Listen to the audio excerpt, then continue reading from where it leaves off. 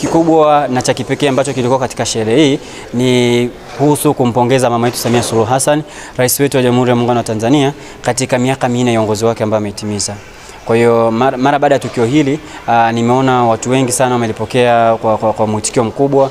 Mara baada ya tukio hili tunatarajia kufanya sisi kama Mwanzo Mpya, tunatakiwa kuhakikisha jamii yetu ina muunganiko ambao unaongea lugha moja. Muunganiko kwa maana ya maendeleo ya Tarime yetu iliyo mpya tuijenge sisi wenyewe. Mwanzo Mpya imekuja kama tu mwanzo, lakini tunatarajia watu wengine wadau ambao wako nje ya Tarime tuungane nao kwa ajili ya kujenga Tarime yetu. Si tu hao, tuunganishe nguvu yetu tulionayo na serikali yetu ambayo iko maeneo haya ambayo tunazungukwa na taasisi zetu hizi, wakiwepo ofisi ya mkuu wa wilaya, ambao wao wamesema wazi tu kwamba sisi tuko tayari kupokea lolote lile ambalo litakuja maadamu ni la kujenga wilaya yetu, tutalipokea na tuone jinsi ambavyo tunaweza kulichakata na kushirikiana na wadau ndani ya wilaya.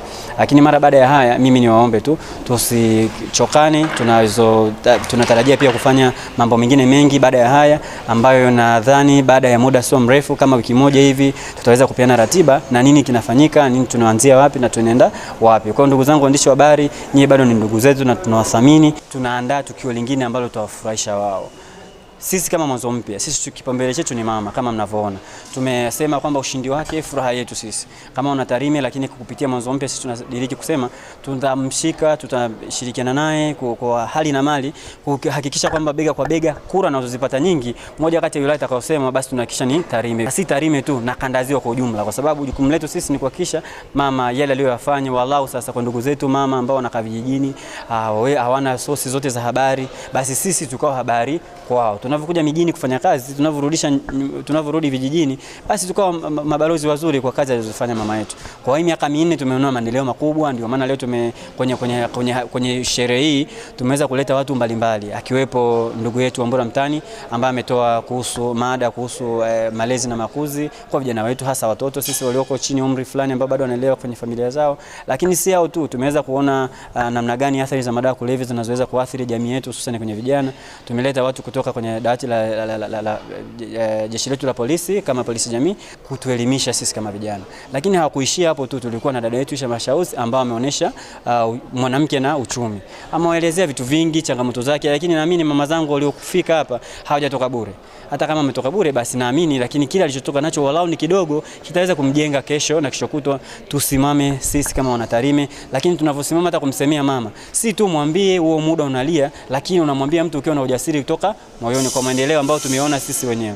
Uchumi ni kitu ambacho zamani hususan kanda ya Ziwa mwanamke alikuwa hawezi kufanya chochote bila kupata bidhaa kwa Mungu. Na hayo nilikuwa tunayaona kupitia vyombo vya habari, maisha halisi na vitu kama hivyo. Kiuzuri sijakaa sana kanda ya Ziwa, nikawaje najivunia kuzaliwa huko. Kwa hiyo tulikuwa tunaviona. Kwa mfano babangu alikatalia mamangu kufanya biashara. Lakini kuna siku babangu alipata ajali, akavunjika mguu. Akakaa Muhimbili takriban mwaka 1 na kitu. Pale ndio alipothamini mwanamke kujitafutia. Ana watoto 5, anataka kusoma, kuvaa, kula na matumizi mengine kama vile kuumwa na vitu kadhaa. Tumai cha ndugu, kila mmoja anatakiwa pambana na familia yake. Usimlaumu nani asaidie familia, jisaidie mwenyewe. Natoa nukuu ya dada mmoja anaitwa Joyce Karia, aliwahi kusema kitu pekee kinachoweza kumfanya mwanamke awe huru ni kipato chake.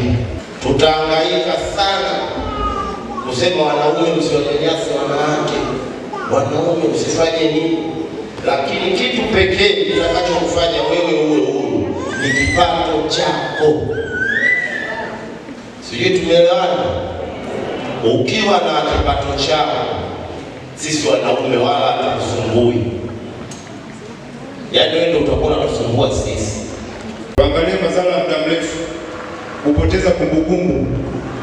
Unakuwa wewe huwezi kukumbuka kabisa. Yaani ukija leo hapa kwa Tarime Women Gala, ukitoka tu hapo umeshasahau kila kitu. Magonjwa ya akili, magonjwa ya moyo, mapafu, kiharusi, ukimwi, ngozi na